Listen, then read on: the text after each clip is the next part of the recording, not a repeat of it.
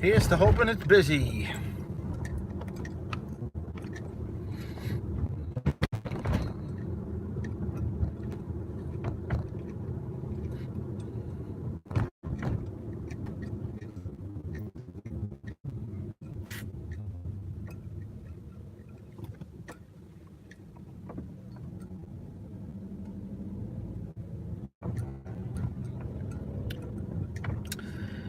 Well,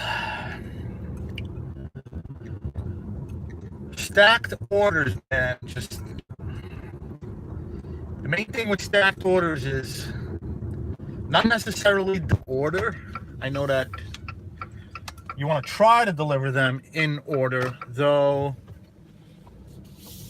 that's not necessarily the strategy I take when receiving stacked orders. For instance, you want to drive as less as possible, and you don't want to make customers wait too long as well. If your first order, if the customer of your first order is 20 minutes down a particular avenue, right?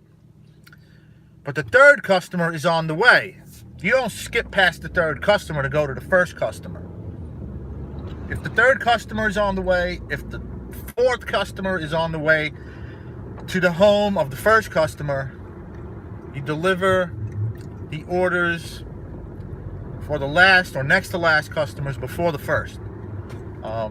Because sometimes it's just makes more sense to do that. It's more economical for you.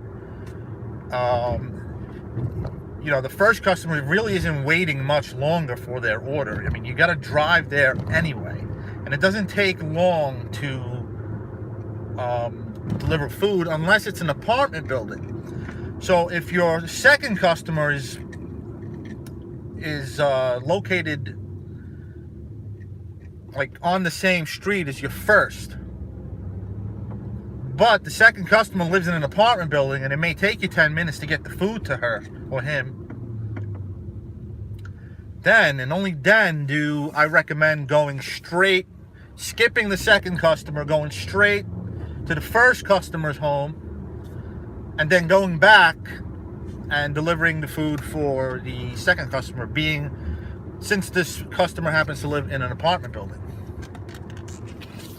So you got to take all these things into account when delivering food. It's not easy. I had 5 orders before in my back seat. 5. And also, another thing that's very important, peeps, when it comes to restaurants, like I got hit with a triple order at a Boston market, okay? On the way, I delivered one that was out of the way, like that way, like south, because it was just 3 minutes away, and I wanted to get rid of it. It was like the third order that came in. And then I got pinged on the way to delivering to the second customer. I got pinged with another order from a Peruvian restaurant, which was on the way to the home. It was in the vicinity of the house of the second customer. By the way, I don't know if anybody's offering comments. There's a few people in the room. I don't see any comments. I don't know how this works. I just decided to go live for the first time. I'm just testing this live thing out. This live thingamajig that seems to be quite popular these days. Hey, there we go. There is, okay, I see the comments now. How you doing, man? Tony is the name. Antonio is my full name, by the way. You can call me either or. Nobody wants to pronounce 4 syllables, right?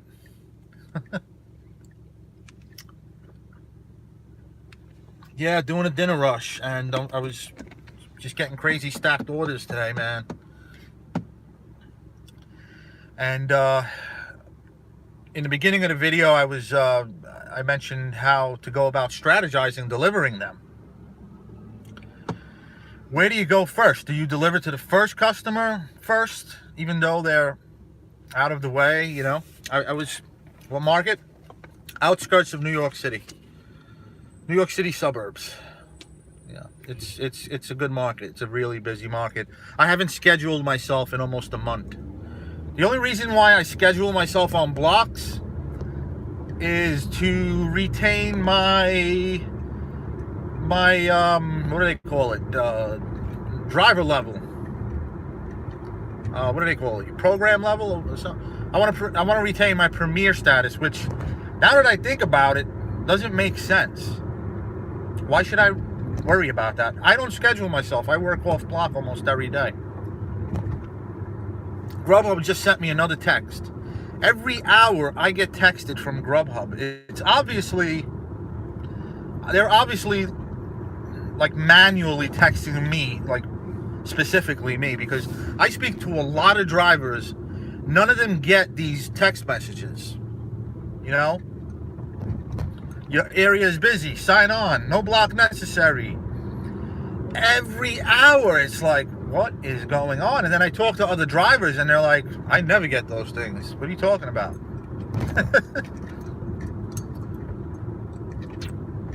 It is cray-cray, man. It is cray-cray. So I don't know if it goes by acceptance rate. Maybe they like my acceptance rate. Maybe it depends on whether or not you're a premier driver or not. But every hour I get text messages saying it's busy and my area needs drivers. So it's a pretty decent market. It started out, you know, it's getting to the point now where I can cherry pick. I can refuse 3 orders in a row and not worry. They're gonna keep sending them, you know. So anyways, for those watching live, if you haven't tuned in to the beginning of the video, I gave some pretty decent advice, I think, in regard to strategizing stacked orders and the method of delivery, taking factors into consideration, mostly having to do with whether or not customers live in apartment buildings or not. Where do you go first?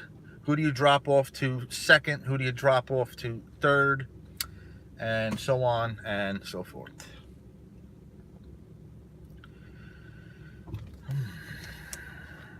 Man, it gets dark so early now. I'm not used to this. Not even 6:30 and it's pitch black out.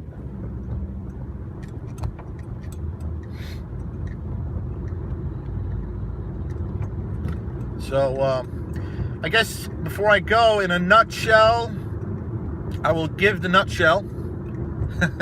I'll give you all the nutshell again. When delivering stacked orders, typically you want to deliver to the first customer first. If you have, let's say I had 5 orders, okay?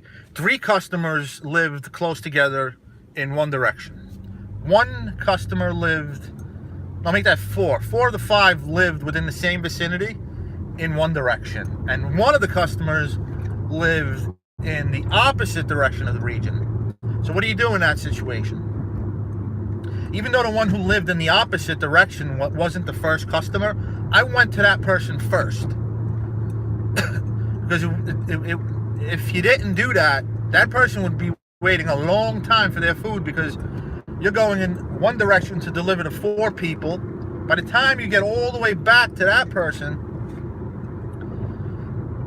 ain't going to be a happy camper, I tell you that. They're going to have cold food. They're going to be waiting a long time. They're going to get pissed off. So even though the person behind me wasn't the first customer, I still delivered to the person first. And then I knocked out the other ones all in one area, and all were just in succession. They were all located, you know, one after another. All were basically, the deliveries, they were all on the way, basically. Missed that comment, John. The comments disappear. Can you repeat that, John?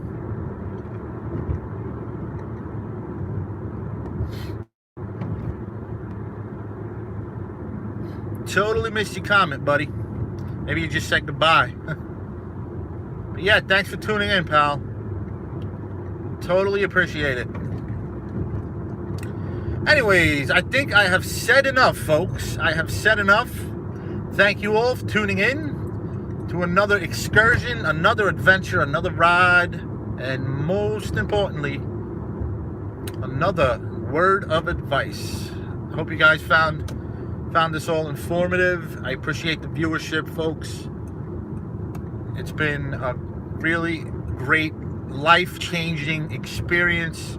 Grubhub has been great. I start DoorDash tomorrow. I'm excited. And I wish you all the best, man. Seriously. I hope whoever you work for, DoorDash, Postmates, I hope you guys, work responsibly. Follow the rules. Don't be greedy. Be productive, but also, guys, remember to take a break every so often, because in this line of work, it's not easy to just take off. You know what I mean? Take that day off that we all so often need. Anyways, guys, until next time, this is Antonio signing off.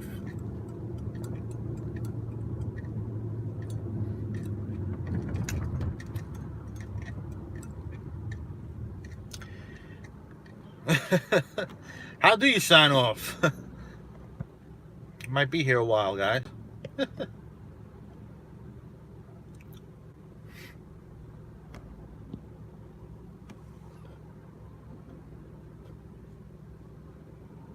Okay.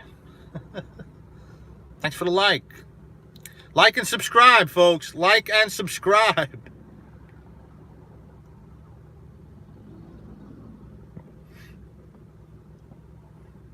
I am a noob. I am a YouTube live noob.